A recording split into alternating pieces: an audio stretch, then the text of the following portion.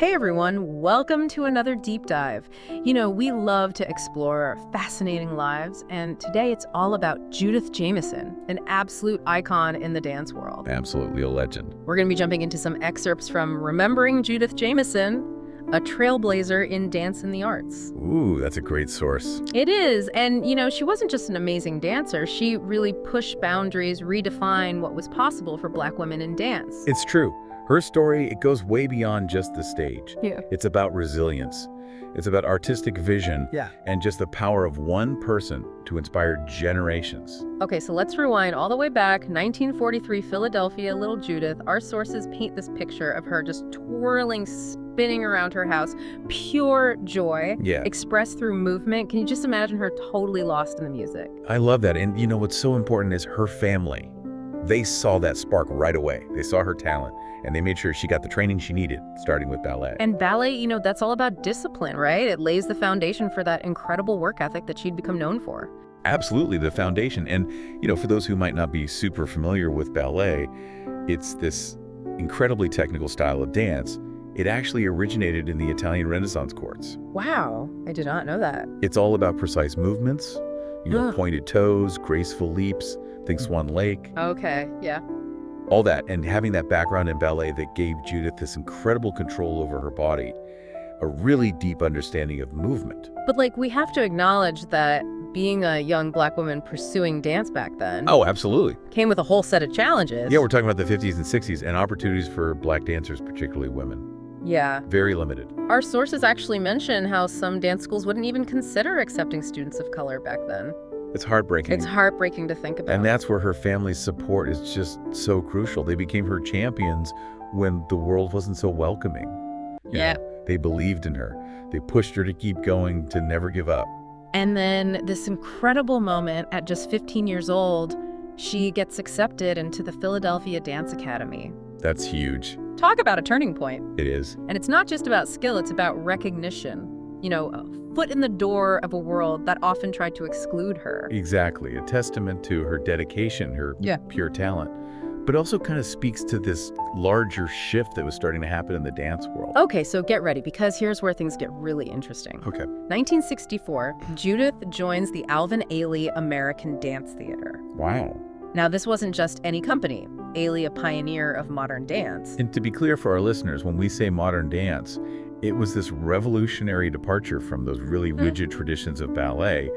It embraced a much wider range of movement, and it really focused on expressing those deep emotions and stories just through the body. And Ailey's choreography, known for its raw energy, its exploration of, social themes, celebration of African-American heritage. Absolutely. And you can almost feel the excitement in our sources describing how Judith connected with Ailey's work. Oh. It spoke to her on this deep personal level and allowed her to express her own experiences as a Black woman in a way that traditional ballet just never could. And that connection led to Cry. Oh my gosh. Which is one of the most iconic moments in dance history. I get chills just thinking about it. Cry, it wasn't just a dance. It was this incredibly powerful statement. Yeah. Dedicated to Black women everywhere. Our sources talk about audiences being moved to tears by Judith's performance. Oh yeah, they saw their own grandmother's sisters reflected in her movements. It was raw, it was emotional, it resonated so deeply.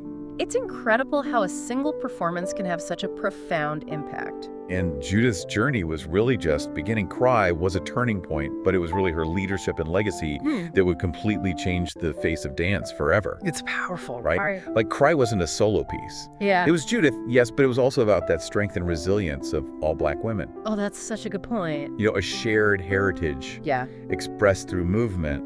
And speaking of larger, roles, 1989, Alvin Ailey passes away, and Judith steps into the role of artistic director for the entire company. Wow. Talk about pressure. More than pressure.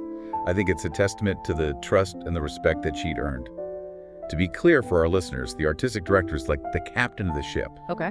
They're responsible for the company's artistic vision, choosing which dances to perform, working with choreographers, guiding the dancers, the whole 9 yards. And we have to remember, this was a time when there were very few women, let alone Black women, in positions of power like this in the dance world. Exactly. So she's not only carrying on Ailey's legacy, but she's breaking barriers at the same time. Absolutely. And what's so cool is that our sources highlight how she didn't just try to imitate Ailey.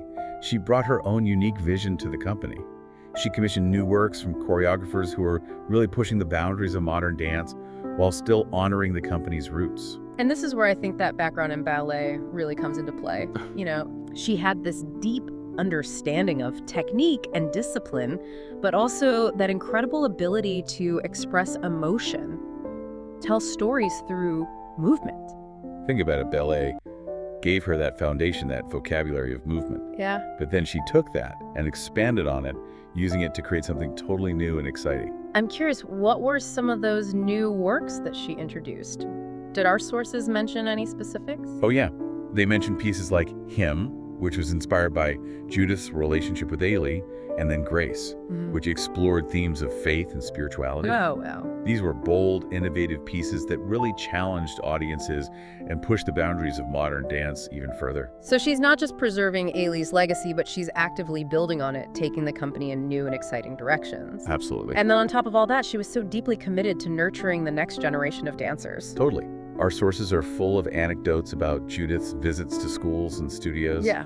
You know, she wasn't just dropping in for a photo op. Right. She was genuinely invested in mentoring young dancers, especially those of color. I love that. It wasn't just about teaching steps, but about inspiring that love of dance and showing young people what was possible. Exactly. She understood the power of representation, of seeing someone who looks like you succeeding in a field where you might not have thought you belonged. It's so inspiring to think about how she used her platform to open doors for others. It reminds me of... Hold on, before we move on. Yeah. I think we need to emphasize just how huge this was.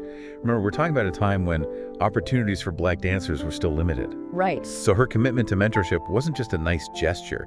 It was a way of actively challenging the status quo. That's such a powerful point. You know? It wasn't just about inspiring individuals, it was about changing the face of the entire dance world. Exactly. And her work didn't go unnoticed. Even after her retirement in 2011, the accolades kept pouring in. The National Medal of Arts, the Kennedy Center honors, they weren't just about Judith's talent. They were about her impact on American culture as a whole. It's true. Art's not just entertainment. It reflects who we are as a society. You know? Yeah. It can be such a powerful force for change. And Judith Jamison's story is a perfect example of that. So as we wrap up our deep dive, where do we even begin to sum up her legacy? It's tough to pick just one thing. Yeah. But, you know, I think at the heart of it all, it's her unwavering belief in the power of dance. Yeah. To connect us, to move us, to inspire us, and just her commitment to opening doors for others. You know, Yes. using her platform to uplift and empower those who came after her. And that belief, it shines through in everything she did, from her breathtaking performances to her tireless work in mentoring those young dancers. And you know her story, it doesn't end there. What do you mean? The Alvin Ailey American Dance Theater, it's still going strong, still touring the world, still captivating audiences with its unique blend of energy, artistry, and social commentary. Wow. And that is a direct result of Judith Jamison's leadership and vision. So her legacy isn't just about what she accomplished in the past, it's about the impact she continues to have on the world today. Exactly, and for anyone who wants to experience that impact firsthand, I highly recommend checking out a performance by the Alvin Ailey American Dance Theater if they come to your city. Oh, yeah. Or even seeking out recordings of Judith Jamison's own performances. Cry is a must-see, even if it's just on a screen. The power and the emotion of that piece, it's timeless. It's incredible to think that even decades later, her work can still move people so deeply. It's a reminder of the enduring power of art, you know, to connect us, to inspire us, and to challenge us to be better. And I think that's a perfect note to end on. Yeah. Judith Jamison's story. It's a call to action, a reminder that each of us has the potential to make a difference in the world. So let's go out there and find our own cry, our own way of expressing our passions and using our talents to make the world a more beautiful and just place. Beautifully said. Thanks for joining us on this incredible journey into the world of Judith Jamison. It's been an honor and an inspiration. The pleasure was all mine.